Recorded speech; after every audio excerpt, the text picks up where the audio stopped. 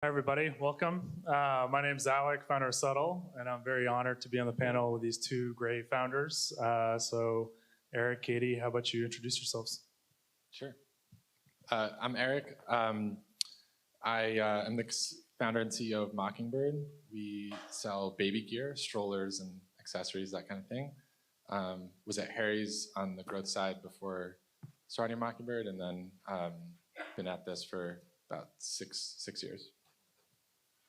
I'm Katie Kaps, co-founder, co-CEO of HigherDOSE. We're a wellness tech company known for our infrared sauna blankets, our red light face masks, and our infrared PEMF mats. We started off as spa locations in New York City, and now we're mostly direct-to-consumer and also expanding our omni-channel efforts, and we just launched in Sephora a couple days ago. Oh, wow. Congrats. So, Katie, tell me, when did you start HigherDOSE, and at what point did you look for outside financing? Sure. So my co-founder and I met in 2014, actually, so quite a while ago. And we originally started off by selling infrared heating systems into yoga studios, which was not a very good business model because yoga studios don't have a lot of money. But then we pivoted to a location-based infrared sauna spa that was kind of like, think tanning salon, but with infrared saunas in the rooms instead of tanning beds. And we needed a little bit of outside capital to get that concept going. We started as a space within a space, so we were able to just get going with about $100,000 in friends and family money. But we started to seriously need some more outside capital when we switched over to product because, as you know, you need to build up inventory. And that was probably around 2018 when we really started to build out the product business. And Eric? So we, Mockingbird launched in February of 2019 and had raised a bit of institutional capital, about $2 million at that point. And I think was kind of fully under the impression we were going to be like running the playbook of, try to grow and raise more, seed A, B, C. But then we were, let's see, I'm just thinking back to, I'm the very much like the pessimist of like, no one's going to buy this. So I remember at the very beginning, bought very, very little product, just figuring like selling to parents, there's just this long process to build the trust and gain any momentum. And remember, fortunately, being very positively surprised by how quickly we were selling, but then we had no product to sell. And we very quickly tried to build like a pre-order function while we were out of stock, and then kind of had a very happy surprise in realizing that parents are planning very far in advance for this purchase. And so it was like, we were always kind of chasing our tail, always on pre-order, but we kept growing even with that model, and it kind of led to almost like our customers funding our growth in a nice way, where we were shipping 4, 8, sometimes even 12 weeks after collecting payment from the customer, and so that really fueled us for the first like year or two. I remember we like then built like a customize your ship date feature to go even more in, and people were like customizing their ship date like 6 months after ordering it, because again, a lot of times parents don't actually need the product for a little while. So we didn't look for outside financing till maybe 2 years after launching the brand, and we had grown like, I think maybe we had done like 3 or 4 million our first year, and then just with that kind of pre-order self-financing kind of, I think we did like 14 or 15 million the next year, and then hit this point where we were like, we gotta be in stock. Like this isn't like a long-term solution. And I mean, pre-order is great for cash, but eventually like it catches up to you from like a CX perspective and product perspective. So I think it was around that moment that we started looking at, okay, we need to get ahead of this and start buying enough inventory so we can consistently stay in stock. So with that, what kind of financing did you look at, and like, how would you kind of think about the differences between the offers? So at that point, I think, like I said, originally I was thinking, I think we absolutely would have gone like the equity route. And the nice thing, like we had that momentum to, I think there's like a right for some of the alternative financing products that have come about now where like, I think with momentum and enough kind of steam underneath the business, there's, I think, obviously more flexibility when it comes to capital. And so we were able to look at more like, instead of just the institutional equity side, we were able to look at like bank debt and venture debt and settle and like, payables financing, stuff like that. So I feel like that was kind of the zone that we were kind of looking at, ABLs, anything like that, where it was more based on like the performance of the business or existing cash position versus on the equity side. And you, Katie? Yeah, I think it was, a situation where we definitely didn't want to take on any financing that required a personal guarantee. That was a big no way. So the options kind of boiled down to the Amex merchant financing option. Since we had locations, they were funding retail businesses. And at the time, we had 11 spa locations. So we used that to get an Amex loan. And then, the usual suspects like Shopify Capital, PayPal, just based on the beginning of our e-commerce business, we are eligible for some funding through those platforms. But the rates were really high, but we just, wanted to go with kind of the easiest option at the time. So we went with that. As both of your companies have continued to grow, what has been the biggest obstacle for managing your cash flow? Yeah, I mean, I think especially when the pandemic hit, the demand for our products skyrocketed. And we just didn't have the capital structure in place to really keep up with demand. So we quickly were outgrowing the Shopify options, and actually Amex dumped us because once the pandemic hit and all the retail locations shut down, they pretty much got rid of their financing program. So we had to scramble and piece together whatever we could. But again, we are kind of outgrowing Shopify and PayPal. So once we got introduced to you, that was amazing because you guys gave us the biggest line of credit by far. And that is really the reason that we've been able to grow as quickly as we have. And prior to that, I was really worried about how we were going to keep up the growth.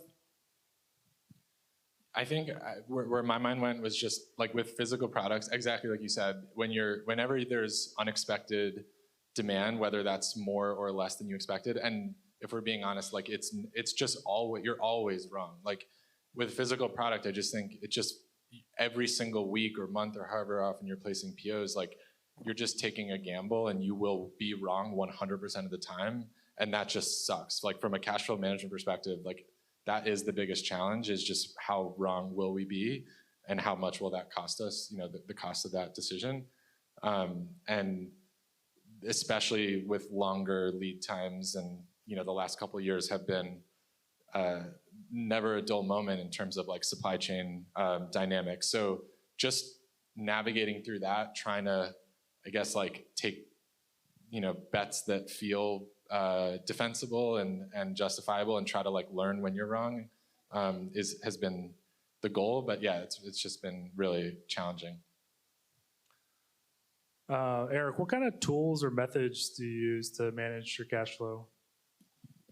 I used to be nothing. I feel like I look back at truly cash flow I feel like I was looking at the bank balance being I'm managing cash flow by seeing what we have. And, so I think now there's not, I sometimes wish we were a little more sophisticated in how we approached it. I think it really just comes down to some combination of QuickBooks and Excel. Try to just say, what do we have now, and try to just get a sense of what do you think the business is going to do over the next, however long the period is that you're looking at. Whether, usually we're looking at least 6 months out, and trying to say, however many of the, payables we can confidently forecast, and then what we think is going to happen in the business, and just take your pluses and minuses. That's cash flow management. And then trying to put this stack together of various forms of financing and debt to try to kind of cover your bases and make the most with what you have. But so for us, it is just like some sense of modeling and then a combination of the various forms of financing we have at our disposal from, like I said, bank debt, venture debt, settle, like trying to just use those together to get as far as we can. And for this Excel document, is like a weekly thing, daily thing? Right now, bi-monthly. Katie, how about you? Well, so it's interesting because we do about 50% of our business around the holidays. So leading up to Black Friday, Cyber Monday, it's kind of a big cash crunch for us because obviously we've had to lay out a bunch of cash for the inventory, but we don't have the sales coming in yet.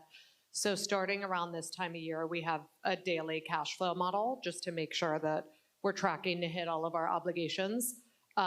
So that's been extremely helpful, and just hiring a really good CFO to keep tabs on all of that, as well as actually working with your team. I think we have a call like every 2 weeks, especially around the holidays, just to make sure that we're tracking to hit our payments. And you guys have been really flexible with us in terms of like, if we know we have a big sale coming and pushing out payments so that we can pay you back in a time that makes sense. Stuff I didn't even know about. So I know investors have definitely been pressuring me to like get to profitability, and that's kind of like the new normal, new dynamic. How do you guys think about profitability?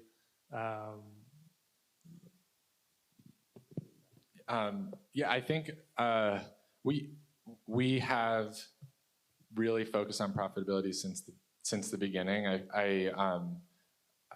We were like break even, I think, by the end of our first year, and have really tried to just stay lean and mean and focus a lot on unit economics. And I think that's like, all the cash flow management tricks and hacks can't cover up bad profitability. Like, if anything, they can kind of make it worse because you can think that you're in a good spot when you're like me, just looking at a bank balance, and then maybe that bank balance is going up and you're like, wow, we're killing it. But if underneath the hood, you're like on a profitability basis, like actually losing money, that will catch up to you. And we've seen that, like even in our, I say we're focused on profitability, but we've had challenges with that, of course, and like anyone else. So I would say prioritize a focus on profitability first and foremost, and then cash flow is almost just kind of the tool to make sure that you can make the bets and run the business operationally, but as long as it's sitting atop like a strong foundation of sound kind of unit economics. Yeah, just on that, I think it's all about margins for us. When we originally started the product side of the business, neither my co-founder or myself had a background in that. We are just kind of responding to demand from our customer base for sauna blankets. So without a lot of thought, we just launched that product. We were excited people were buying them without thinking about the sustainability of keeping that side of the business going. And we got to a point where it just felt like we were kind of like running in place, but not getting anywhere. So we're like, right, we really have to improve the margins here. And we've been working through that the last year, and it's been a total game changer for our business. Katie, any advice for founders? That's really open-ended. Give us the best you got. Make sure you have a good self-care practice because it's very demanding being a founder. And luckily, I'm killing two birds with one stone, given the nature of my startup. But that would be my advice. I would say, with thinking specifically about cash flow right now, I feel like the advice I would give is maybe first and foremost what I was just saying before about like profitability over cash flow. But the other place my mind went was just being, like I said, I do think about it as taking bets. Like every time we pull from Settle, or like have Settle help us with an extended payable, it's like in my mind that is a bet, and you're basically trying to make some calculation that the cost of the interest with Settle is going to be less than whatever the return is that you're getting from that bet, whether that's an inventory purchase or a marketing campaign or whatever it is. And so I do believe fundamentally, like I said before, you will always be wrong. So I don't think that strategy is like try to be right more and more often, but I do think it's like the strategy should at least be like making that bet clear. Like say it to yourself or your team and write it down and say like, this is the thing that I believe is going to happen. And like buying this inventory will, we will sell through this in X months and that will generate this amount of profit. And that is more than the X percent of interest that we're paying. And like have every cash flow decision have that kind of prediction and then evaluation after. And hopefully that will get you over time a little more accurate over time. But it can't happen if you're just kind of like blindfolding and just like running faster and kind of always chasing your tail, which it sounds obvious, but I feel like it is the default mode if you're not like being really diligent about like stating those bets and then seeing how they work out. Yeah, I love that. I'd love to open it up to some questions for these founders, if anybody has any.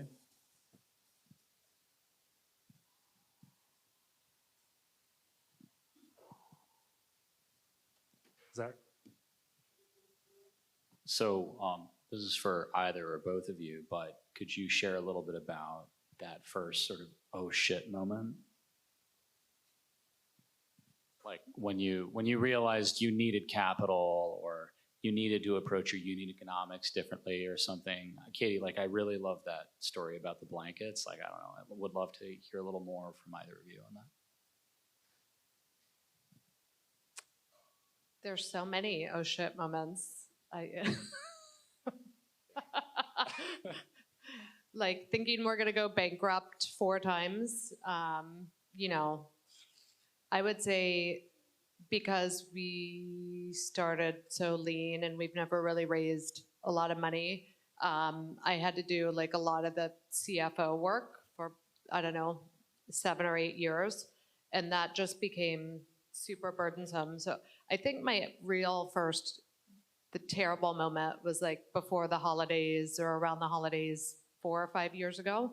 And we didn't sell enough to cover our upcoming debt obligations. So fast forward to now, our financial planning is in a completely different place. So I would say CFO is a key hire to avoid moments like that. Yeah, I will second that. I've been a lot more at ease since having a head of finance, so that it's not just me looking at bank balances with not that much of an idea of what I'm doing. But I feel like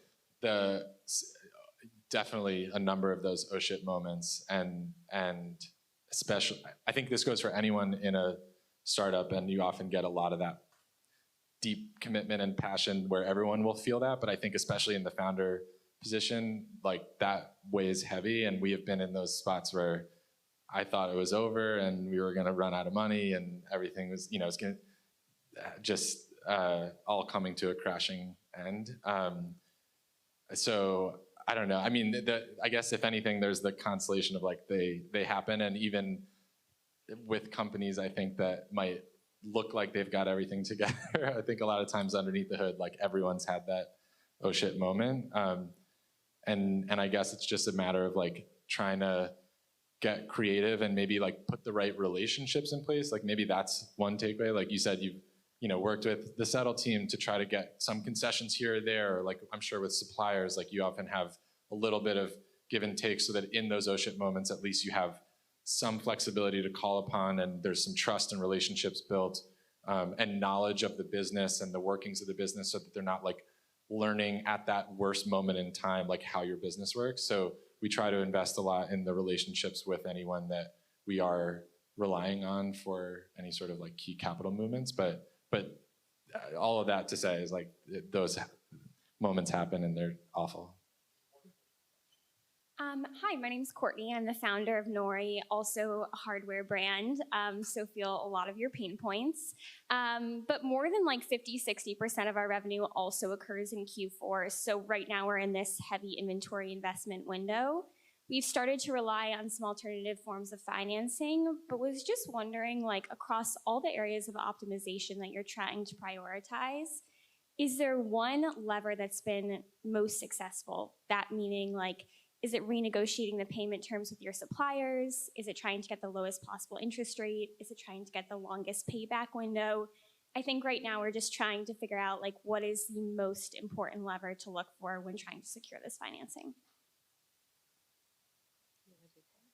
Yeah, I was going to say suppliers 100%. Like, I think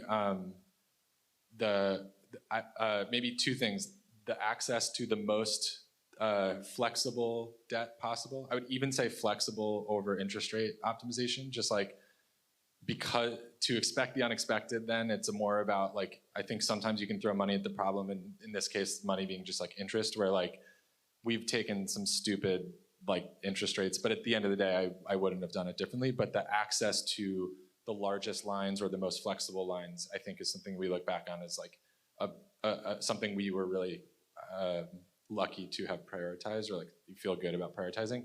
And then definitely suppliers. I think that's, I mean, by far the biggest swings up or down from a cash perspective are based on inventory for us. And so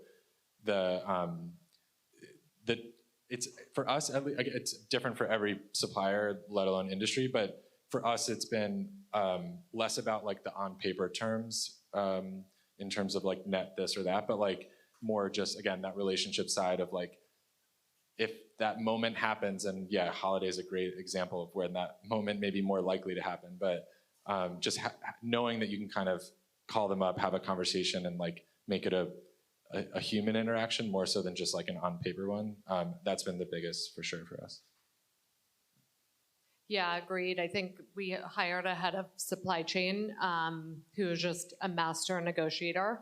And that was the first thing he did, is he went in and negotiated terms with our suppliers. So instead of, you know, like 50 upfront, 50 when it hits the warehouse, he got it down to like 20 or 15% upfront. And that's also been a total game changer in terms of bootstrapping and growing a lot without a lot of outside capital.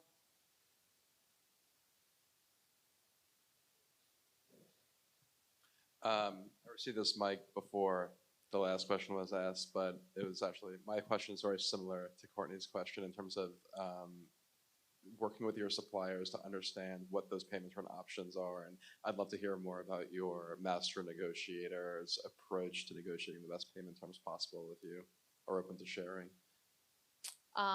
Maybe I should shadow him more when he's doing his negotiations. I don't know, but I always come back and I'm like, really? You got them to agree to that? So if you shoot me an email after this, Katie at HigherDOSE, I'll put you in touch with him. He's a friendly guy.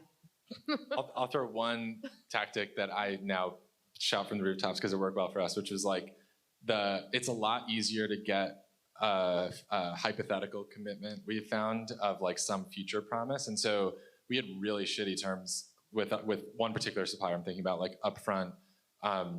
And the biggest thing we were like, the unlock was not kind of trying to hold them against another supplier and say like, they're giving us net 30 or whatever. It was fine, we'll take these terms up front, but if we hit certain milestones or after some amount of time, for us there's like this very clear like milestone-based approach, then you have like a pre-agreed tiered structure of terms changes. And like, it just felt like we got the yes on that so much easier than getting to a yes on any changes to like what's happening right now. And I think maybe that's just like a psychology thing of people are more willing to agree to something that's like far out and like probably never going to happen. And then when it happens, you're so glad that it did. So take that or leave it. But like that concept of building it in when you're signing that agreement up front to something that might be months or years from then, that's been a really key like change for us. All right. Thank you, Eric, Katie, and Eric. That was great.